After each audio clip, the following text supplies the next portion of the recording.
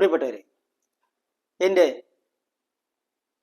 വേറെ വേറെ യൂട്യൂബ് ചാനലിലേക്ക് എല്ലാവർക്കും സ്വാഗതം, സുസ്വാഗതം. ഈ ചാനൽ എല്ലാവരും സബ്സ്ക്രൈബ് ചെയ്യണമെന്നും ലൈക്ക് ചെയ്യണമെന്നും ഷെയർ ചെയ്യണമെന്നും അപേക്ഷിക്കുക. ഇന്ന് ഞാൻ ഇവിടെ ചർച്ച ചെയ്യാൻ ഉദ്ദേശിക്കുന്ന വിഷയം നമ്മുടെ ജോലികൾ എങ്ങനെ ചെയ്യണം, നമ്മുടെ ജോലി, ആ ഒരു വിഷയത്തെ കുറിച്ചിട്ടാണ്. നമ്മളിന്നിപ്പോൾ ഓരോ സ്ഥാപനങ്ങളിൽ നമ്മളെ എന്തെങ്കിലുമൊക്കെ കാര്യമായിട്ട് ബന്ധപ്പെട്ട് ഓരോ സ്ഥാപനങ്ങളിലോ ഗവൺമെന്റിലോ പ്രൈവറ്റിലോ ഏത് സ്ഥാപനങ്ങളിലോ കയറി ചെന്ന് കഴിഞ്ഞാൽ കുറച്ച് ആൾക്കാരൊക്കെ ഇങ്ങനെ കമ്പ്യൂട്ടറിൽ ലാപ്ടോപ്പിലൊക്കെ എന്തെങ്കിലും ചെയ്തുകൊണ്ടിരിക്കുന്നുണ്ടാവും, അല്ലെങ്കിൽ മൊബൈൽ ഫോണിൽ എന്തെങ്കിലുമൊക്കെ വാട്സപ്പോ ഫേസ്ബുക്കോ ട്വിറ്ററോ ഇൻസ്റ്റാഗ്രാമോ എന്തൊക്കെയോ വന്നിട്ടുണ്ടല്ലോ, അതൊക്കെ നോക്കിക്കൊണ്ടിരിക്കുന്നതാണ്. ഈ വന്ന ആളെ തിരിഞ്ഞു പോലും നോക്കിയില്ല. അവരോട് ഒരു പരിഹാസത്തോടെ പുച്ഛത്തോടെയൊക്കെയാണ് കാണുന്നത്. അല്ലെങ്കിൽ എന്തെങ്കിലും സംശയം ചോദിച്ചു കഴിഞ്ഞാൽ ഭൗ എന്ന് പറഞ്ഞ് കുറച്ച് ചാടുക വരുന്നത്. അല്ലെങ്കിൽ കാര്യം സാധിക്കുന്ന എന്തെങ്കിലുമൊക്കെ അവർ ഉദ്ദേശിക്കുന്നു, പൈസ വേണം, എന്തെങ്കിലും. ഈ വരുന്ന ആളെ ഒരു ശല്യമായിട്ടാണ് കാണുന്നത്. ജോലി കിട്ടുന്നവരെ പരിശ്രമം ചെയ്യും, കിട്ടുവാൻ പരിശ്രമം, കിട്ടിക്കഴിഞ്ഞാൽ വിശ്രമം. ആ ഒരു പോളിസിയാണ് ബഹുഭൂരിപക്ഷം പേരും അനുവർത്തിക്കുന്നത്.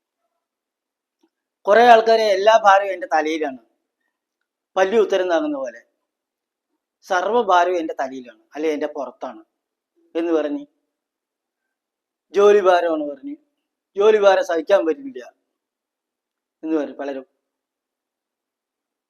ആത്മഹത്യ. അല്ലെങ്കിൽ പഠനഭാരം താങ്ങാൻ പറ്റില്ല, എല്ലാം എൻ്റെ തലയിലാണ്, എൻ്റെ പുറത്താണ്, പല്ലിയാണ് ഉത്തരം താങ്ങുക പറയും നാട്ടിൻപുറങ്ങളിൽ, പല്ലി ഉത്തരം താങ്ങുക പറയും.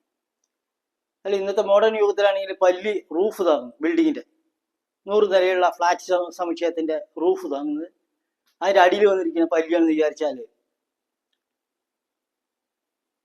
എന്താ അർത്ഥമുള്ളത്? അപ്പൊ എങ്ങനെ നമ്മുടെ ജോലി ചെയ്യണം? ഈ വരുന്ന ആൾക്കാരെ നമ്മളെ ശപിക്കുന്ന രീതിയിൽ ശപിച്ചുകൊണ്ട് പോകണോ, അവരെല്ലാവരും വരുന്നവരെ നമ്മളെ അനുഗ്രഹിച്ചിട്ട് പോകണം? ആ കാര്യത്തെക്കുറിച്ച് നമ്മൾ ചിന്തിക്കണം. സ്വന്തം പ്രവൃത്തികൾ ജോലി ചെയ്യാത്ത ആൾക്കാരുടെ ജീവിതം, അവരുടെ കുടുംബജീവിതം എല്ലാം ഫെയിലിയറായി, സംശയം വേണ്ട. വേണമെങ്കിൽ ചില ഡിപ്പാർട്ട്മെന്റുകളൊക്കെ എടുത്ത് നോക്കിയാൽ അറിയാം, ആൾക്കാർ ശപിച്ചു പോകുന്ന ഡിപ്പാർട്ട്മെന്റിൽ ആൾക്കാർ അവരുടെ കുടുംബം, അവരുടെ മക്കളൊന്നും നന്നാകുന്നില്ല, അല്ലെങ്കിൽ പഠിപ്പിക്കാത്ത അധ്യാപകരുടെ മക്കള് നന്നാവാൻ ചാൻസ് വളരെ കുറവാണ്. കാരണം അവരുടെ ജീവിതം ശപിക്കപ്പെട്ട ജീവിതമായി മാറും. എങ്ങനെ നമ്മുടെ ജോലി ചെയ്യണം? അതിന് ഭഗവാൻ ഗീതയിൽ പറയുന്നത് യഥപ്രവൃത്തിർബോധാനാം ഏന സർവമിതം തതം സ്വകർമ്മണ തം അഭ്യർജ്യ സിദ്ധിം വിന്ദതി മാനവ. ഭഗവാൻ പറയുന്നത് യഥപ്രവൃത്തിർബോധാന, ഈ ജീവികൾ മുഴുവൻ എവിടെ നിന്നുണ്ടായി? ഏന സർവമിതം തതം, ഇവിടെ മുഴുവൻ വ്യാപിച്ചിരിക്കുന്ന ആളാരാണ്? ആ ഈശ്വരനെ സ്വകർമ്മണ തമ അഭ്യർജ്യ, സ്വന്തം കർമ്മം ചെയ്തുകൊണ്ട് പൂജിക്കണം. ഭഗവാൻ അതാ പറയുന്നു. അല്ലാണ്ട് 2000 കിലോമീറ്റർ അപ്പുറത്തേക്ക് പോയി നടന്നു പോയിട്ടോ, അല്ലെങ്കിൽ തലയിൽ ഭാരം ചുമന്ന് പോയിട്ടോ, അവിടെ കൊണ്ടുപോയി സ്വർണത്തിന്റെ എന്താ പറയാ കിരീടോ വാളോ ഒന്നും കൊടുക്കാൻ പോകാൻ പറ്റില്ല. സ്വകർമ്മണാത്തം അഭ്യർജ്യ, സ്വന്തം കർമ്മം ചെയ്തുകൊണ്ട് ഭഗവാനെ പൂജിക്കാനാണ് ഭഗവാൻ പറയുന്നത്. വേറെ സ്ഥലത്ത് പറയും മത് കർമ്മ മത് പരമ മത് ഭക്ത സംഘവർജിത നിർവൈര സർവഭൂതേഷു യസ്സ മാമേതി പാണ്ഡവ. എനിക്ക് വേണ്ടി കർമ്മം ചെയ്യും, അങ്ങനെ ചെയ്യണം. അല്ലാണ്ട് ഈശ്വര പൂജ എന്ന് പറഞ്ഞിട്ട് വേഷക്കെട്ട് കാണിച്ചിട്ട് കാര്യമില്ല.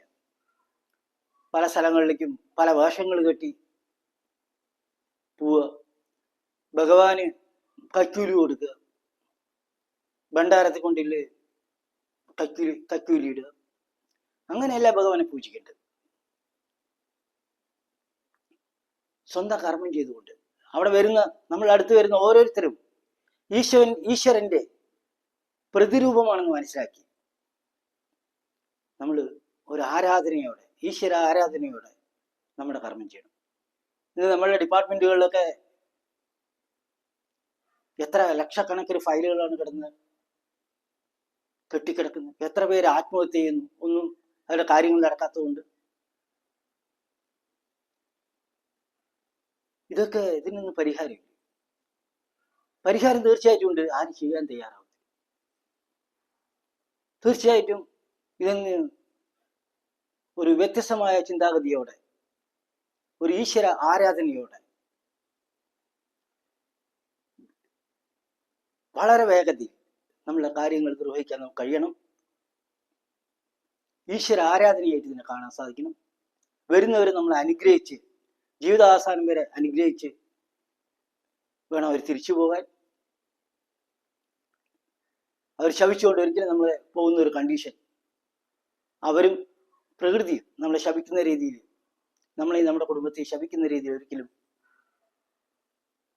പ്രവൃത്തി ചെയ്യരുത്. നോ അഡ്മിഷൻ വിത്തൗട്ട് പെർമിഷൻ എഴുതി വയ്ക്കുക. വിസിറ്റേഴ്സ് ഓൺലി അലൗഡ് 3 PM എഴുതുക. അതൊക്കെ ഒഴിവാക്കണം. നമ്മൾ റിട്ടയർ ചെയ്ത് കഴിഞ്ഞാൽ ഒരു 2 ദിവസമോ 3 ദിവസമോ നമ്മുടെ സ്ഥാപനത്തിൽ കയറി ചെന്ന് കഴിഞ്ഞാൽ ഒരാൾ പോലും മൈൻഡ് ചെയ്യില്ല. അങ്ങനെ ആൾക്കാർ പോകാറില്ല റിട്ടയർ ചെയ്ത ആൾക്കാർ. കാരണം അവർക്കറിയാം അവർക്ക് അതിൻ്റെ റെസ്പെക്റ്റും വിലയും കിട്ടില്ല എന്നുള്ളത്. ആ സീറ്റിൽ ഇരിക്കുന്ന ടെമ്പററി ആയിട്ടാണ് ഓരോരുത്തരും. ഓരോ സ്ഥാപനങ്ങൾ പ്രൈവറ്റ് ആയിക്കോട്ടെ, ഗവൺമെന്റ് ആയിക്കോട്ടെ, ടെമ്പററി ആയിട്ട് അവിടെ ഇരിക്കുന്നത് മാത്രമേ ഉള്ളൂ. ഈശ്വരൻ്റെ ഒരു അനുഗ്രഹം കൊണ്ട് അത് ഈശ്വര പൂജയായിട്ട് തന്നെ കണ്ടുകൊണ്ട് നമുക്ക് മുന്നോട്ട് പോകാൻ സാധിക്കണം. Thank you very much for watching this video. Thanks a lot.